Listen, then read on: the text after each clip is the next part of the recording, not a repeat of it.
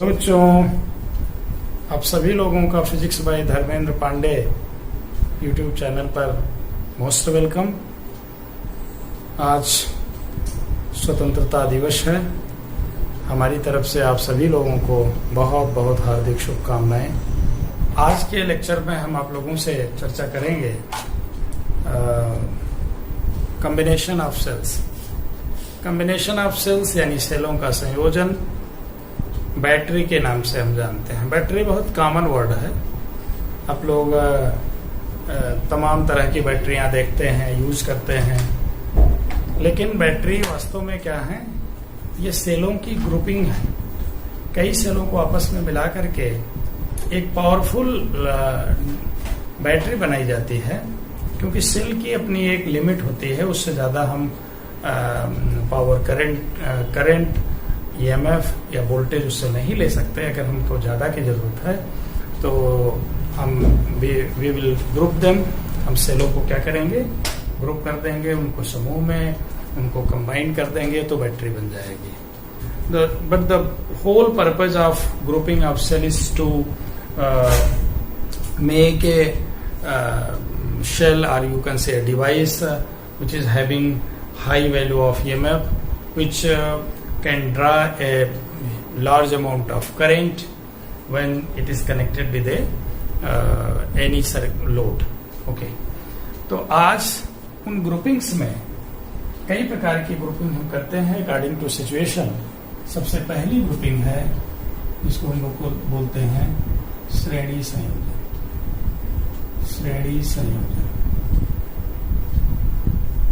इसको बोलते हैं सीरीज ग्रुपिंग। अब सेल का आपको पता है कि सिंबॉलिकली सेल को कैसे रिप्रेजेंट करते हैं। एक बड़ी प्लेट होती है, एक छोटी प्लेट होती है, इसको प्लस माइनस इसका EMF होता है और इसका एक इंटरनल रेजिस्टेंस होता है। तो इसको हम सेल से डिनोट करते हैं। अब किन कैसे सेलों को आपस में कनेक्ट करने पर हम उन्हें सीरीज में मानेंगे? इसके लिए हम मान लीजिए कई सेलें हैं, इसका अपना, इस सेल का अपना एक इंटरनल रेजिस्टेंस है। इसी तरीके से दूसरी सेल है, उसका अपना इंटरनल रेजिस्टेंस है। इसी तरीके से तीसरी सेल है, उसका अपना इंटरनल रेजिस्टेंस है, एंड सो ऑन। मान लीजिए NV सेल है, इसका अपना इंटरनल रेजिस्टेंस है। इन सब को आपस में ग्रुप करके किसी एक एक्सटर्नल लोड से कनेक्ट कर देते हैं। ओके।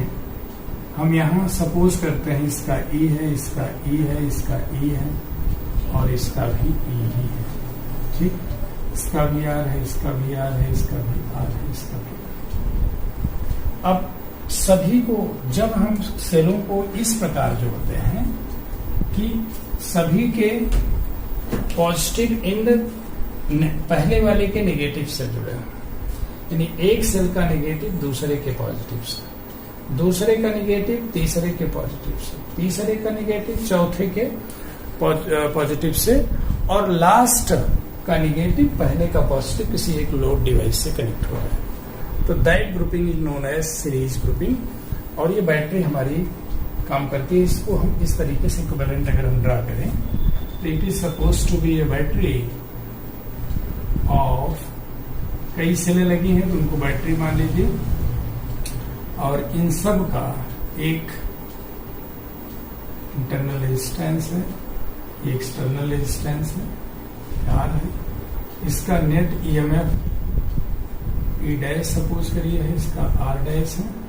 इसमें करंट I फ्लो कर रही है, इसमें भी करंट I फ्लो कर रही है। ओके।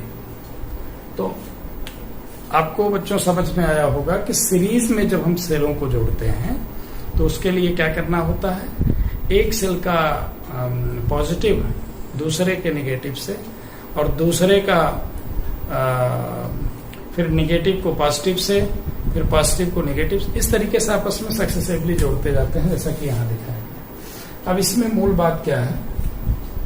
सबसे पहले मान लेंगे, माना n सेलें जिनमें प्रत्येक का ईएमएफ कैपिटल ई तथा आंतरिक प्रतिरोध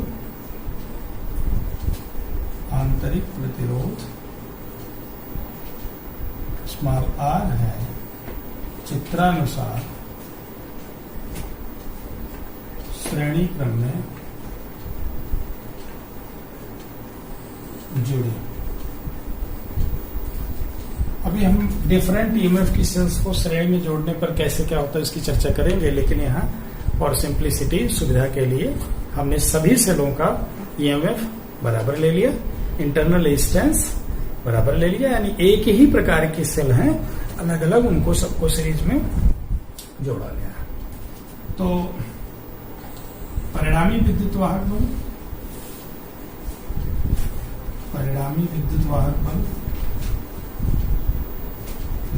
बल जिसको हम क्या बोलते हैं, ईएमएफ, नेट ईएमएफ क्या होगा, ई डैश अगर है तो ये हो जाएगा E1 plus E2 plus E3 plus and so on En, चूंकि सबका बराबर है इसलिए n टाइम्स E। सबको जोड़ेंगे n टाइम्स जोड़ेंगे तो इसका n हो गया। इसी तरीके से परिणामी आंतरिक प्रतिरोध R डैश कितना होगा, R plus R plus and so on R n बार, और जब इसको जोड़ेंगे तो क्या होगा, n टाइम्स R। तो परिपथ से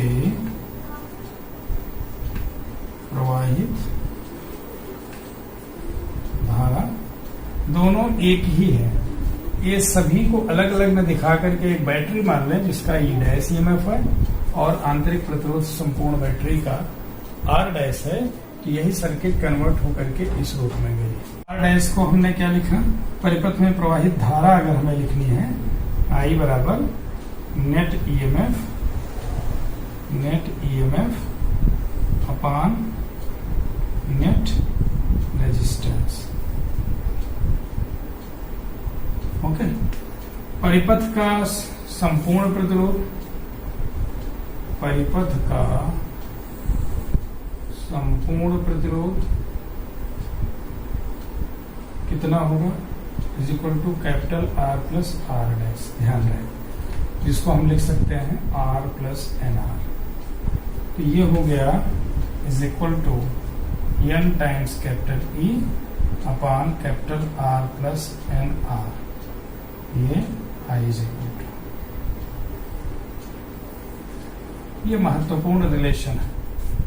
के आधार पर हमें ये देखना है कि क्या हमें कई सेलों को जोड़ने पर करंट ज्यादा मिली और किन परिस्थितियों में सीरीज में सेल को हमें जोड़ने से करंट का की वैल्यू मैक्सिमम या ज्यादा मिलती है। That's our motive to arrange them. विशेष स्थितियां, स्पेशल केसेस। सबसे पहली स्थिति है जब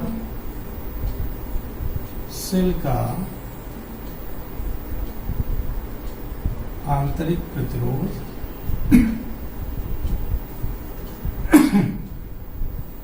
अत्यंत कम हो, यानी small r is very very small comparison to capital. तो कई सेलों को जोड़ने पर भी तो R plus n r can be written as nearly equal to capital R। तो प्रवाहित धारा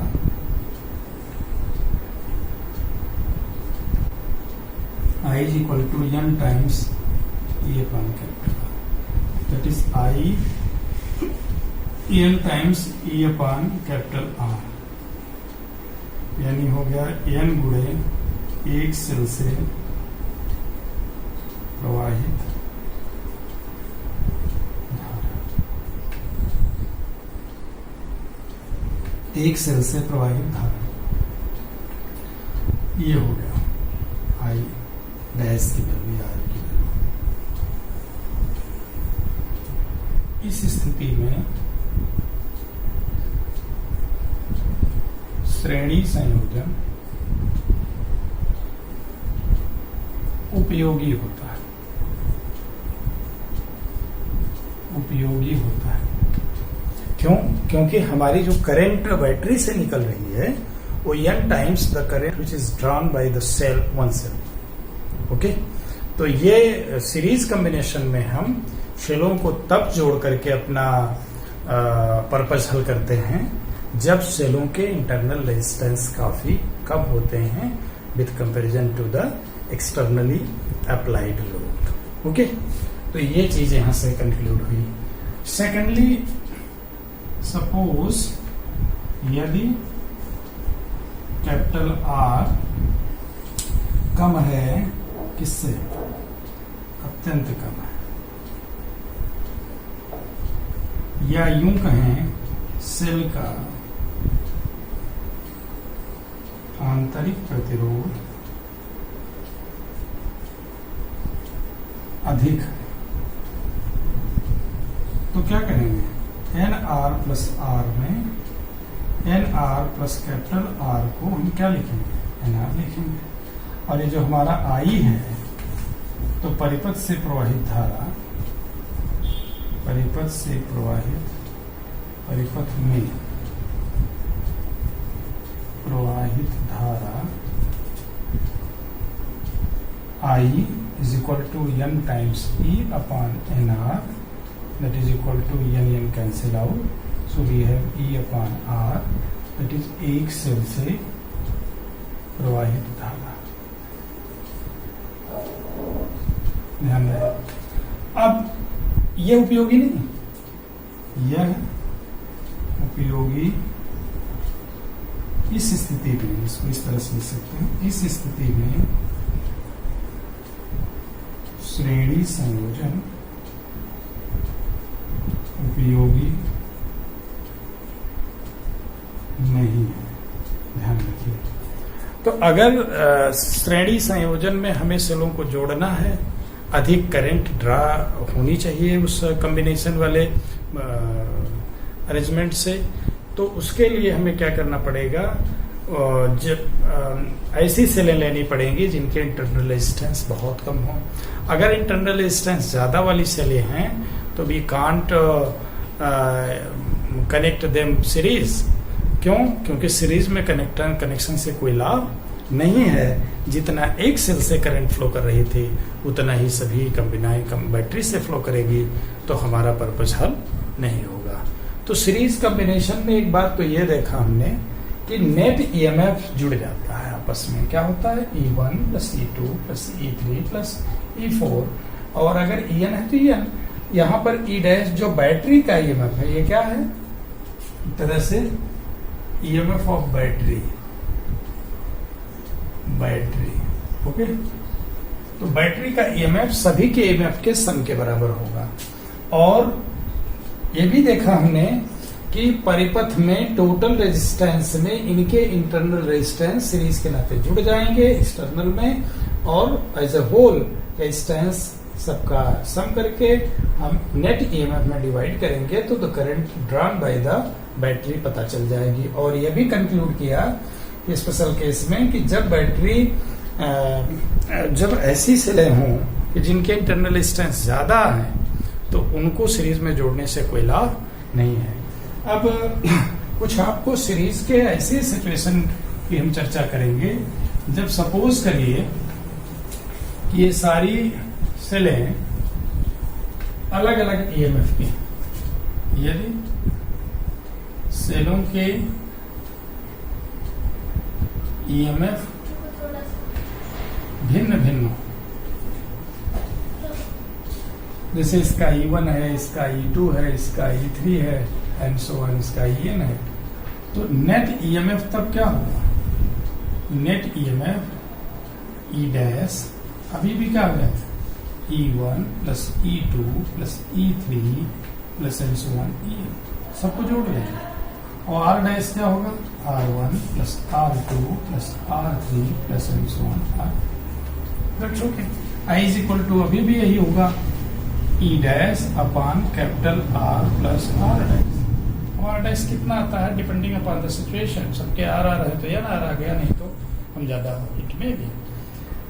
बट कुछ ऐसी स्थितियां होती हैं जहां पर ये जानना बहुत जरूरी है, क्योंकि ऐसी प्रैक्टिकल सिचुएशन में स्थितियां आती हैं न्यूमेरिकल से जब हम करते हैं तो वहां पर ऐसी स्थितियां आती हैं तो हम कैसे इनसे ओवरकम करते हैं। सपोज करिए एक सेल हमारी इस तरीके से जुड़ी है, इसका अपना इंटरनल रेजिस्टेंस तो नहीं है, मान लीजिए R1, ओके, E1 EMF, और दूसरी सेल ऐसे है नेगेटिव।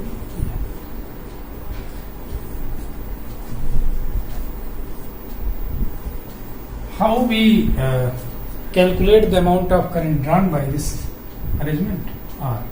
R1 है, R2 है, ये E2 ध्यान में। Here we have E1 is greater than E2, ये हमको पता है पहले से, ओके। तो इस सिचुएशन में अब यहां सारी सीरीज, क्या इसको हम पैरेलल मानेंगे? No.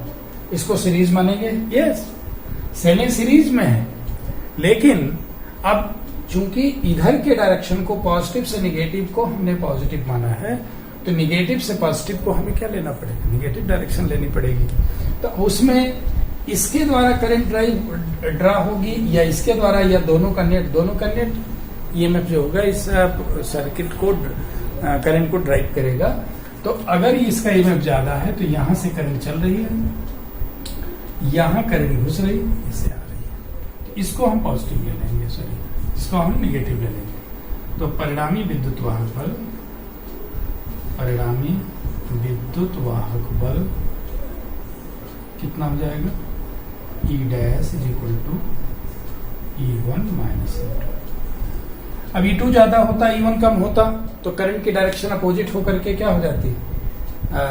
Obviously E2 minus E1 लिखते, लेकिन करंट की डायरेक्शन इधर हो जाती। और R डैश जो परिणामी आंतरिक प्रतिरोध है is still R1 plus R2। तो परिपथ में प्रवाहित धारा,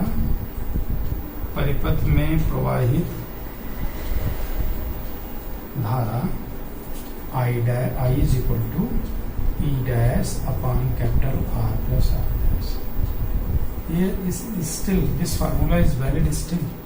तो E डैश की वैल्यू यहां पर अलग हो जाएगी, और R डैश अभी भी अगर R1 R2 है तो R1 प्लस R2 हो गया, ये ऐड हो गया, और ये जो है एक्सटर्नल डिस्टेंस कितना है, depending upon that we have the current which is drawn through this. ये महत्वपूर्ण है। अब इसमें कुछ आपको, आप लोगों को हम न्यूमेरिकल्स बताएंगे। दिए गए परिपथ में प्रवाहित धारा की गणना कीजिए, ओके। तो पहला दो सवाल लेते हैं। पहला सवाल है, एक सेल है, ये मान लीजिए 10 वोल्ट का, और इसका 0.5 ओम। दूसरा 5 वोल्ट का है, इसका 1 ओम है, सपोज करिए। अब ये जुड़े हैं, इसका भी 0.5 ओम मान लीजिए, या इसका 1.5 है, इसका 0.5 सपोज करिए, और इसको हमने जोड़ दिया है मान लीजिए 30 ओम के रेजिस्टेंस। क्वेश्चन समझ में आ रहा है? दो सेलें जुड़ी हैं जिनके EMF रेस्पेक्टिवली 10 ओम, 5 ओम है, and their internal resistances are 1.5 ohm and 0.5 ohm. They are connected in series with a load of having 13 ohm resistance. We have to find out the current drawn from this circuit. And second question is that suppose the circuit same is connected like that, okay.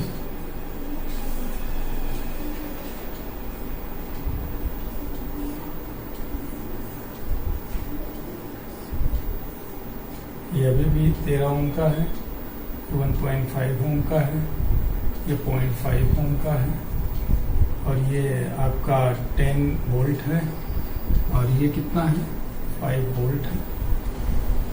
ये second part. तो इसमें पहले को लेते हैं solution.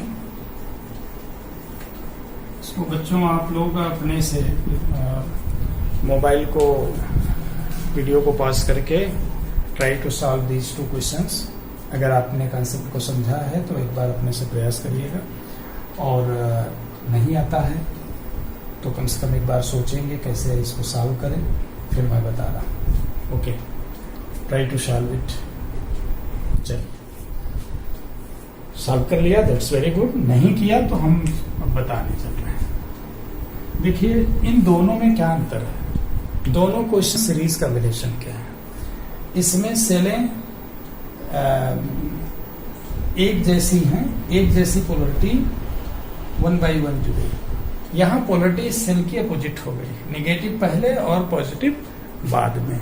तो इन दोनों में एक प्रतिस्पर्धा होगी इस केस में कि कौन सी सेल डोमिनेट करके करंट को ड्राइव करेगी। ओके, तो इससे करंट फ्लो करना स्टार्ट करेगा इधर की तरफ, और इसमें क्योंकि अपोजिट पोलरिटी है इससे होकर के करंट इधर, तो ये निगेटिव हो जाएगा।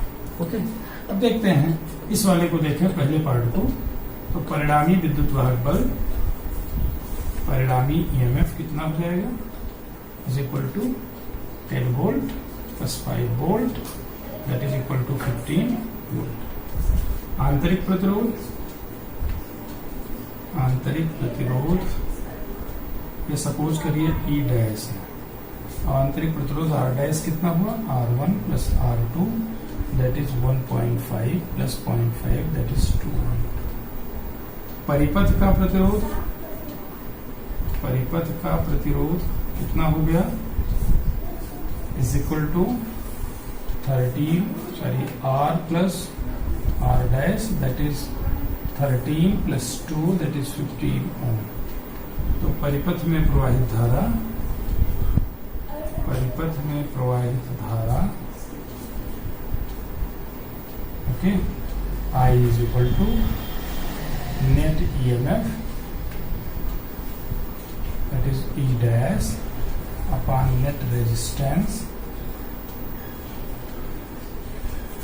That is equal to net EMF कितना होगा, I think 15 volt upon 15 ohm that is equal to 1 ampere. तो क्वेश्चन वेरी सिंपल। अब सेकेंड पार्ट में क्या होगा, द सेकेंड पार्ट बच्चों क्या अलग है, ये पॉजिटिव, ये निगेटिव, ये निगेटिव, ये पॉजिटिव। तो परिणामी विद्युत वाहक बल, परिणामी EMF that we call E dash is equal to E1 minus E2। Okay, क्यों, क्योंकि इसकी पोलरिटी अलग है। तो अब अगर ये मान लीजिए सपोज करिए कि ये ज्यादा होता है ये कम होता, तो करंट अपोजिट फ्लो करती और इसको पॉजिटिव इसको नेगेटिव ले लेते हैं, कोई बात नहीं। अभी कितना हो गया, 10 minus 5 that is 5 volt. Okay, और एवरीथिंग इज सेम। तो परिपथ में प्रवाहित धारा, प्रवाहित धारा I is equal to 5 upon 15 that is 1/3 ampere, 1/3 ampere. तो ध्यान दीजिए अब कैसे आप उनको कनेक्ट कर रहे हैं सीरीज में भी, दैट्स वेरी इंपॉर्टेंट। अगर पॉजिटिव पहले सेल के नेगेटिव से दूसरे का पॉजिटिव जुड़ा है तो ईएमएफ ऐड हो जाएगा, पहले के नेगेटिव से दूसरे का नेगेटिव जुड़ा है तो क्या हो जाएगा, वो ईएमएफ एक दूसरे का डिफरेंस हो जाएगा। तो ये कुल मिलाकर के सीरीज कॉम्बिनेशन में आपको क्वेश्चंस जो मिलेंगे उसमें परिपथ में कितनी करंट फ्लो कर रही है, या करंट दी गई है तो कितना एक्सटर्नल लोड लगा है, या किसी एक सेल का इंटरनल रेजिस्टेंस कितना होगा अगर उतनी करंट फ्लो कर रही। तो you may be asked different type of questions, but the whole key idea of the series combination is that आपके पास अगर इक्वल ईएमएफ के हैं तो सारे ईएमएफ जुड़ गए। उसमें कैसे जुड़े हैं कि पॉजिटिव से दूसरे का निगेटिव, पहले का निगेटिव दूसरे का पॉजिटिव, इस टाइप का है या इस टाइप का, तो डिपेंड करता है उसके अनुसार आप उनको जोड़ेंगे या घटाएंगे। तो इस तरीके से आप नेट ईएमएफ निकालेंगे, नेट सर्किट का रेजिस्टेंस से डिवाइड कर देंगे, तो you have the flow of current which is through the battery, ये आपको मालूम चल जाएगा। तो आज सीरीज कॉम्बिनेशन में आई थिंक कि आज बस इतना ही। पैरेलल कॉम्बिनेशन का वीडियो हम अगले दिन बनाएंगे। सीरीज कॉम्बिनेशन पर बेस्ड जो भी न्यूमेरिकल्स आपको मिले टेक्स्ट बुक में या बुक्स में, एनीवेयर, आप उनको try to solve. If you have any problem तो आप कमेंट कर सकते हैं, लिख सकते हैं और आप पूछ सकते हैं। तो आज बस इतना ही, अगले वीडियो में फिर मिलेंगे। Okay, bye.